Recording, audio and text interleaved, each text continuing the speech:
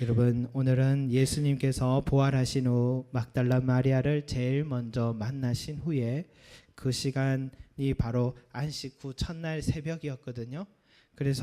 그리고 그 안식 후 첫날 저녁에는 제자들이 모여 있는 곳에 예수님이 찾아오셨습니다. 두 번째 만남이라 할 수 있겠는데, 이 제자들이 다 한 자리에 모여 있었습니다. 왜냐하면 무서워서 그렇습니다. 얼마나 무서웠는지 자기들이 모여있는 그 문은 다 걸어 잠궜습니다. 혹시나 찾아올까, 누가 들어올까 해서 다 잠궈둔 것입니다. 여러분, 한 번씩 우리가 영화를 보면 그런 모습 있잖아요. 독립운동을 하기 위해서 비밀 아지트에 다 모여가지고 서로 그곳에서 회의를 하고 있는데, 참 믿었던 사람이 고발을 해가지고, 내부 고발을 해가지고, 그래서 일본 경찰과 군인들이 습격해서 모든 거사가 물거품이 되고 옥고를 치르다가 억울한 죽음을 맞는 그런 일들을 우리가 영화나 또 역사의 이야기 통해서 우리가 듣듯이, 지금 제자들이 이곳에 문을 다 걸어 잠그고 모여 있는 것은 무섭고 두렵고 조심스럽고 신변 노출이 되지 않기를 바라서 그렇습니다. 유대인들에게 우리 스승 예수님도 붙들려가서 황망한 죽음을 맞게 됐고, 그 시신까지도 이제는 어디 갔는지 알 수 없는 우리 예수님. 그래서 자기들도, 우리 스승도 예수님도 그와 같은 상황이었다면 우리도 그렇게 되는 건 아닌가 하는 걱정, 두려움이 있었습니다. 그래서 우리가 계속해서 이 길을 가야 될 것인가 심각하게 갈등하고 고민, 두려움 속에 있어서 문을 잠그고 있는 것 같습니다. 그런데 그곳에 예수님은 아시고 오셨다라고 오늘 말씀이 나옵니다. 문도 잠겨 있는데 따지도 않으셨는데 예수님이 들어오신 것입니다. 이 제자들의 입장에서는 죽은 줄로만 알았던 예수님, 그 시신도 잃어버렸다 생각했는데 막달라 마리아에게서 살아나셨다고 듣기는 했지만 믿지는 못했는데, 정말 예수님이 자신들에게 찾아왔다 하니까 얼마나 놀랐는지, 잠겨있던 문은 어떻게 열고 왔는지 그건 궁금하지도 않고, 분명히 죽었던 사람이 살아서 다시 찾아온 것만으로도 놀랍고 무서웠던 순간이라 생각합니다. 한편으로는 유령이 아닐까. 예전에도 물리를 예수님이 걸어오실 때에 노를 젓다가 제자들이 유령이다 하고 엄청 놀란 적이 있는데 꼭 그렇게 생각했을 것 같습니다. 그런데 예수님이 그들의 두려움을 아셨는지 보자마자 제일 먼저 하신 말씀이 너희에게 평강이 있을지어다, 너희에게 평강이 있을지어다 라고 위로를 하셨습니다. 또 그들의 의심을 알고 계셨는지 손과 옆구리에 그를 보여주면서 손의 못자국과 옆구리의 창자국을 그들에게 보여주고 하시는 것입니다. 제자들은 그 모습을 본 후로부터 야, 유령이 아니라 우리 예수님이셨구나 하는 사실에 안도의 한숨도 쉬고, 죽은 줄만 알았던 예수님이 다시 살아나셔서 찾아와 주신 것이 얼마나 놀랍고 감사하고 기쁜지 기뻐한 모습을 우리가 보는 겁니다. 예수님은 그들에게 다시 한번 이렇게 말씀하시죠. 너희에게 평강이 있을지어다. 두 번 말씀하셨습니다. 그리고 이어서 하신 말씀이 아버지께서 나를 보내신 것 같이 나도 너희를 보내노라. 아버지께서 나를 보내신 것 같이 나도 너희를 보내노라 하고 만나자마자 하신 말씀이 바로 이런 말씀입니다. 저는 예수님이 참 많은 얘기를 할 게 많으실 것 같은데 왜 보자마자 너에게 평강이 있을지어다, 또 아버지께서 나를 보내신 것처럼 내가 너희를 보내노라, 왜 이런 얘기를 하셨을까 물음표를 한번 던져보고 싶었습니다. 너희에게 평강이 있을지어다 라고 했는데 사실은 이런 말씀이 여기에 상황에는 맞는 말일까 하는 생각이 듭니다. 우리도 누가 어려우면 이런 얘기 하잖아요. 괜찮아, 잘 될 거야, 걱정하지 마, 그런 말을 하는데, 근데 그게 위로로 들리지 않을 때가 있습니다. 야고보서에도 이런 말을 할 때가 있습니다. 만일 형제가 자매가 헐벗고 일용할 양식이 없는데 너희 중에 누구든지 그에게 이르러 평안히 가라, 덥게 하라, 배부르게 하라 하며 그 몸에 쓸 것을 주지 하라 아니하면 무슨 유익이 있겠느냐. 이런 말이죠. 평안할 수 없는 상황인데 말로만 평안하라 한다고 그게 평안해지냐는 것입니다. 평안하려면 평안할 수 있는 현실적인 조건이 충족되어야 됩니다. 그게 되지 않으면 평안하라는 것은 옳지 않은 말인 것입니다. 예수님이 2번이나 제자들에게 평안하라라고 했는데 현실은 평안할 수 없는 상황이었습니다. 밖에는 자기들을 잡으려고 과격한 유대인들이 돌아다니면서 정말 굶은 사자들처럼 정말 돌아다니고 혈안이 돼 있는데 평안할 수가 없는 겁니다. 긴장 풀고 호흡을 가다듬고 숨을 내쉬어봐도 현실은 여전히 두려운 현실입니다. 우리 일제강점기 때나 또 6.25 전쟁 때에도 이 적보다 더 무서운 게 동족들이었다 하잖아요. 더 동족들이 더 악랄하고 더 심하게 잔혹한 일들을 많이 저질렀다는데 제자들이 유대인들입니다.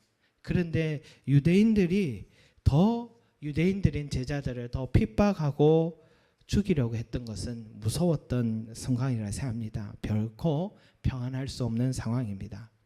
또 하나, 여러분, 아버지께서 나를 보내신 것 같이 나도 너희를 보내노라 라고 하셨는데 예수님은 뭘 믿고 이 겁 많고 의리 없고 정말 배신 잘 치는 그런 제자들을 또 보내신다는 건지, 지금 예수님이 제자들을 파송한다, 이것은 그저 그냥 밖으로 내보낸다는 게 아니라 마치 대통령이요 다른 국가 정상을 이게 중요한 그 의사를 전달해야 될 때 그때 그럴 수 없는 상황이어서 특사를 우리가 세우지 않습니까?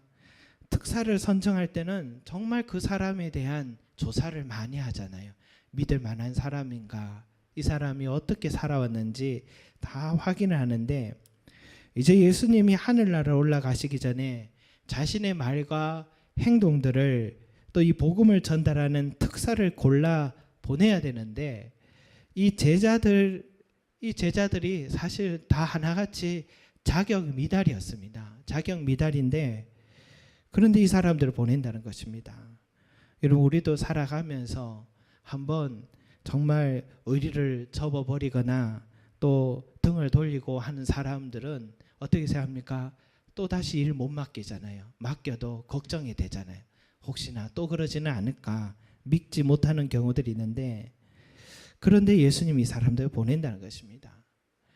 그러니까 지금 예수님이 하신 2가지 말들은 다 비현실적인 말이죠. 하나는 평강할 수 없는 상황인데 평강하라고 하신 말씀, 믿을 수 없는 상황인데 내가 너희를 보내노라고 하신 말씀, 둘 다 비현실적인 말씀을 하신 것입니다.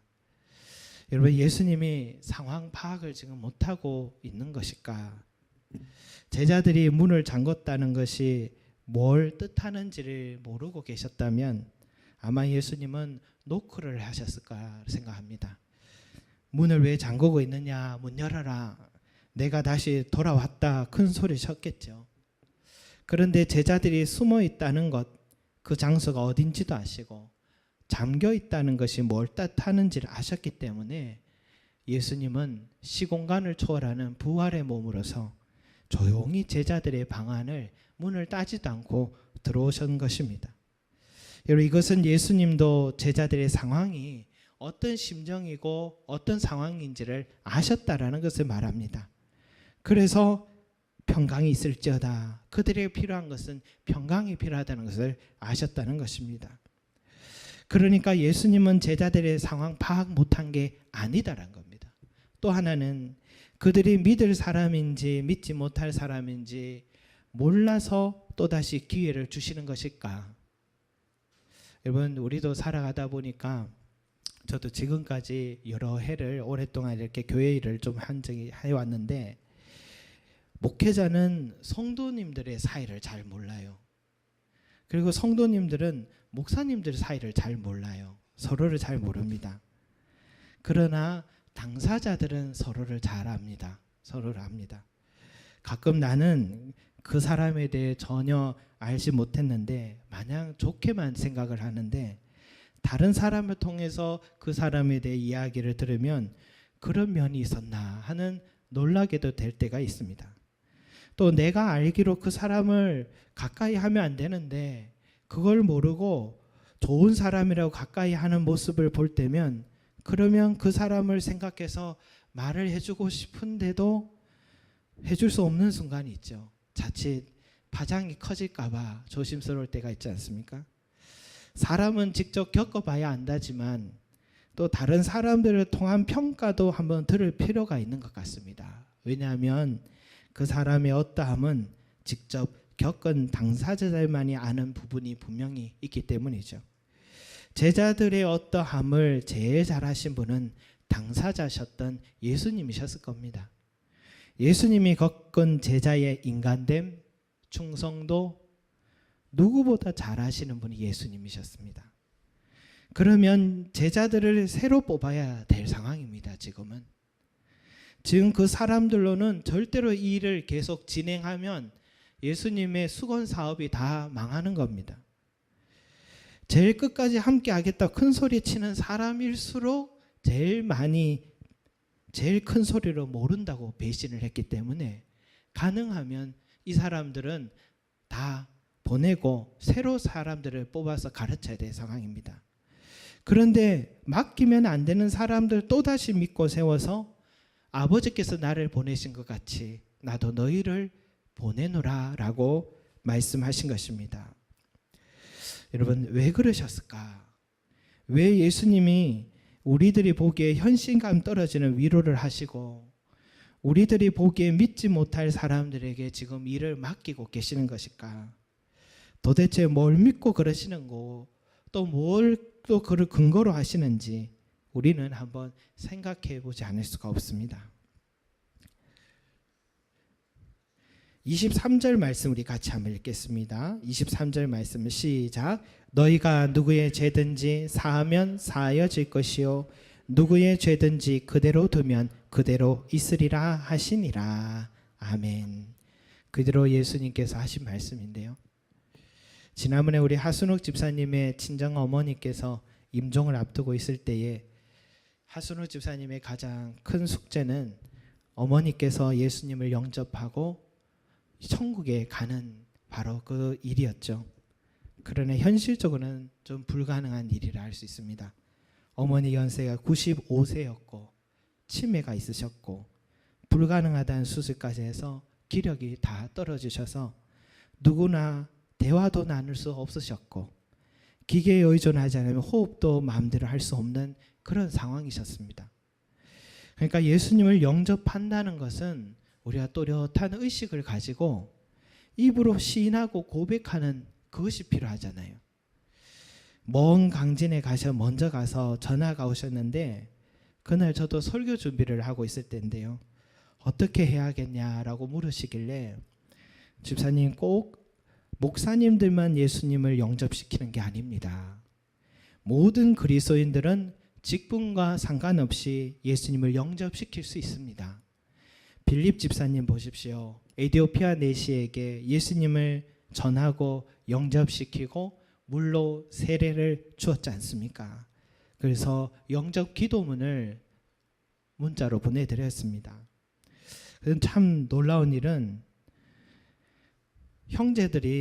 집사님의 형제들이 다 믿지 않기 때문에 이렇게 어머니와 단둘이 이런 영접의 시간을 갖는 게 쉬운 일이 아니었습니다. 그런데 하순옥 집사님과 어머니 단둘의 시간이 아주 긴 시간이 마침 마련이 된 것이죠. 그리고 그 긴 영접 기도문을 어머님과 함께 불러주면 어머님은 따라 하시고 해서 처음부터 끝까지 따라하며 마지막에는 아멘 아멘 하면서 분명한 고백을 하셨습니다. 그 후로부터 어머니의 얼굴은 평안한 얼굴로 변하시고 찬송가를 계속해서 들으시고 그 다음날 아침에도 손바닥으로 박자를 맞추시면서 찬송을 들으셨습니다. 그러면서 평안하게 주님의 품에 이후로 이렇게 안기신 것이죠. 여러분, 이것이 바로 누구의 죄든지 사할 수 있고 누구의 죄든지 그대로 둘 수 있는 능력입니다.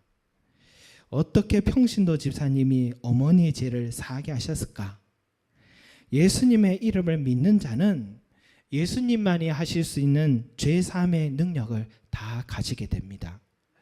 예수님의 제자들은요, 오늘 보니 무능합니다. 손발이 묶여있는 현실에 지금 살아 있습니다.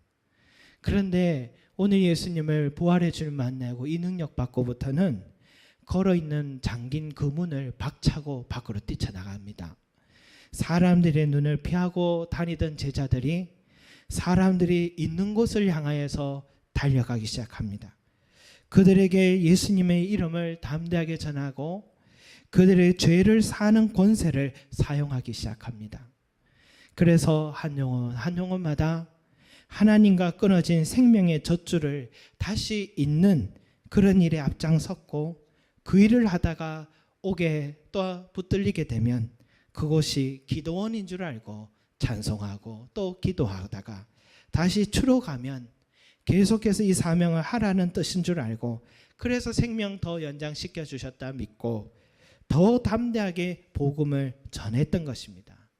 그들의 그런 변화 때문에 예루살렘이 발칵 뒤집히고 주변의 이방 나라들이 뒤집히더니 제국이었던 로마까지 뒤집혀서 예수님이 이 땅에 오신 지 300년이 지났을 때는 그렇게 기독교를 핍박하던 로마 제국이 이제는 기독교 국가로 선언하게 되고 온 세상이 예수님의 이름이 선포되고 또 그런 복음이 지금 저와 여러분에게 전해져서 우리는 죄 사함을 얻게 되고 우리 또한 그 사명을 이어받은 자가 되어서 만나는 모든 사람들에게 죄 사함의 권세를 사용하고 있는 것입니다. 여러분, 이 모든 힘의 원동력, 이 죄 사함의 능력을 어떻게 얻는 것인가?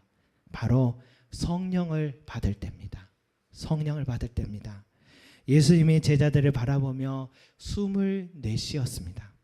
그리고 성령을 받으라. 그렇게 말씀하셨습니다. 숨을 내쉬며 성령을 받으라.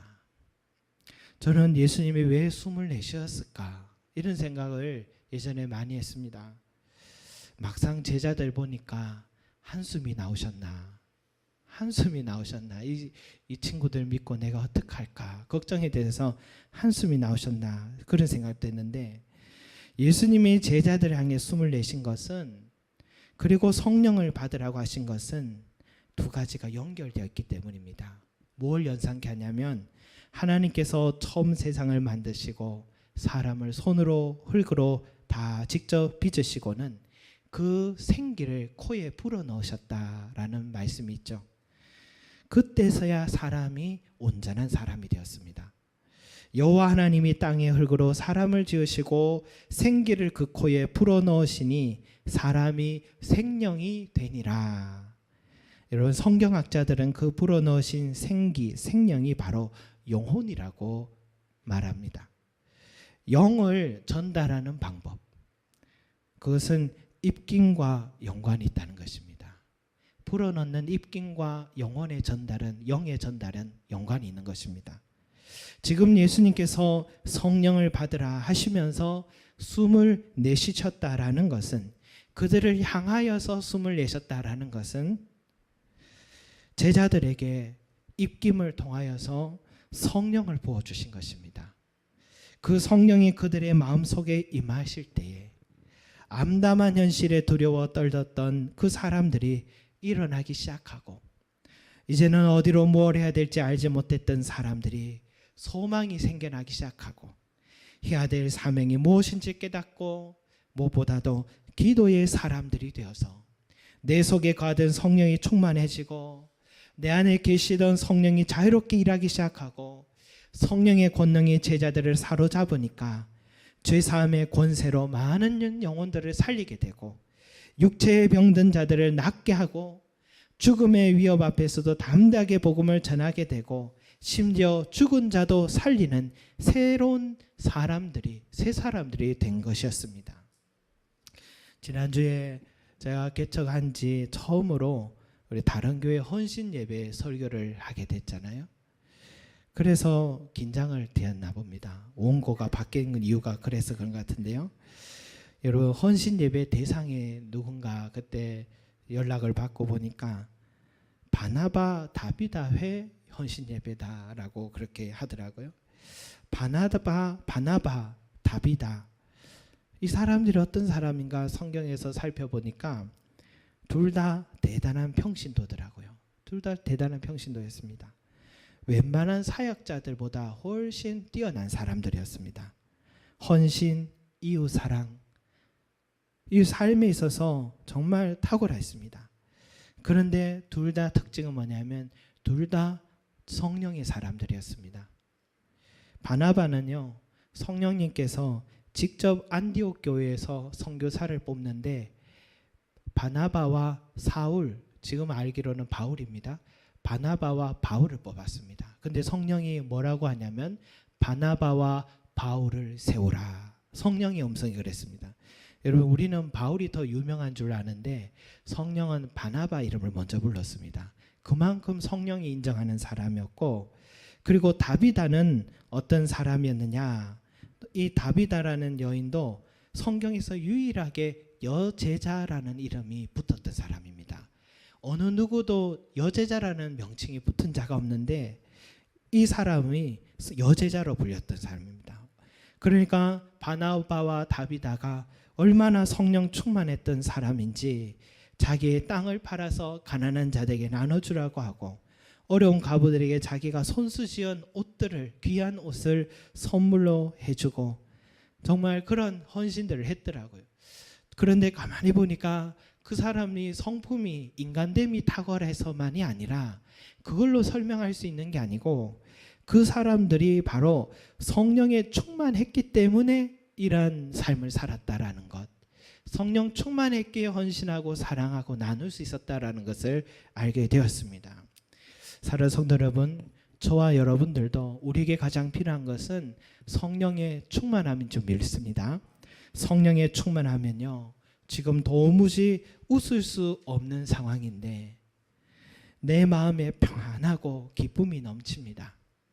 그리고 성령은 내적인 평안만을 주시는 분이 아니라 실제적인 샬롬의 은혜, 참 평안의 은혜를 주시는 것입니다. 여러분, 주님이 제자들에게 너에게 평강이 있으리라고 하신 것은 내적인 평안이 아닙니다. 삶의 실제적인 평안을 말하는 것입니다. 이것이 주님이 성령을 통해 우리에게 주시는 샬롬의 은혜입니다. 그래서 우리도 옛날에 참 어려운 시절 때 지난 밤새 안녕하셨습니까 인사하는데 지금도 이스라엘 사람들은 샬롬하고 인사하잖아요. 왜냐하면 실제적으로 어려운 시절 때 지켜주시고 또 평안을 얻고 삶의 안정을 얻었느냐, 이런 인사거든요. 이스라엘도 샬롬의 시대가 가장 평안한 때였습니다. 주님이 주시는 이 은혜는 실제적인 은혜의 시절을 말하는 겁니다. 또한 성령은요, 내가 무엇을 해야 될지, 어떤 자리로 서 있어야 되는지 깨닫게 해주십니다. 하나님이 기뻐하시는 자리, 또 하나님이 기뻐하시는 일들을 할 수 있도록 우리를 인도하십니다. 가르쳐 주시고요. 성령에 충만하면 이 모든 것들을 감당할 수 있는 권능도 우리에게 주시고 계속해서 지켜나갈 수 있는 여건과 세임을 우리에게 계속해서 공급해 주십니다. 놀라운 은혜입니다. 여러분, 예수님이 그 배에서 생수의 강이 흘러넘치리라 라고 말씀하셨잖아요. 여러분, 이것이 무엇이냐? 우리가 자가 충전이라는 그런 말을 하잖아요. 달리면 달릴수록 여러분, 자동차가 충전이 계속되고 또 외부의 연료 주입이 필요 없이 계속 달릴 수만 있다면, 이런 자동차만 개발한다면 정말 대단한 그런 역사의 기록이 아닐까 싶습니다. 근데 현대 시대에 아직 그런 기술은 아직 없는 것 같아요. 그러나 우리 신앙의 삶 속에는 그런 기술이 있습니다. 성령의 충만함은 밖에서 얻는 게 아닙니다. 성령의 충만함 받으려고 기도원에 달려갈 필요도 없습니다. 누구의 안수를 받을 필요도 없습니다. 성령의 충만함을 얻는 것은 우리가 예수님을 믿는 순간에 예수님의 입김을 통해서 우리에게 이미 성령이 내 안에 임하셨기 때문에, 그래서 우리가 구하고 기도하기만 하면 이미 내 안에 계신 성령님이 내 안에서 자가 충전을 해주십니다. 계속 자가 충전해 주셔서 내 배 안에서 생수의 강이 흘러 넘칩니다. 그래서 샘이 내 안에서 계속 공급되고 내 성품이 계속해서 성령의 열매가 맺어지기 시작하고 성령의 권능이 무한한 사역들을 해낼 수 있는 전혀 새로운 힘과 능력과 삶이 내 안에서 계속 흘러 넘치게 되는 것입니다. 이것이 성령의 충만함입니다. 성령의 자가 충전인 것이죠. 여러분, 우리에게는 이렇게 귀한 축복의 선물을 소유하고 있다는 사실 여러분 잊지 마시고, 주님께서 숨을 이미 우리에게 내쉬셨고 입김을 통해서 성령을 주셨으니 이 성령의 권능을 가지시고 죄 사함의 권세를 사용하시고, 그리고 낙심이 올 때마다 기도로 통하여 다시 성령 충만하셔서 다시 달려가시고 변화받고 샘을 얻는 저와 여러분이 되시길 바라겠습니다. 이 귀한 능력 꼭 사용하시길 바라겠습니다.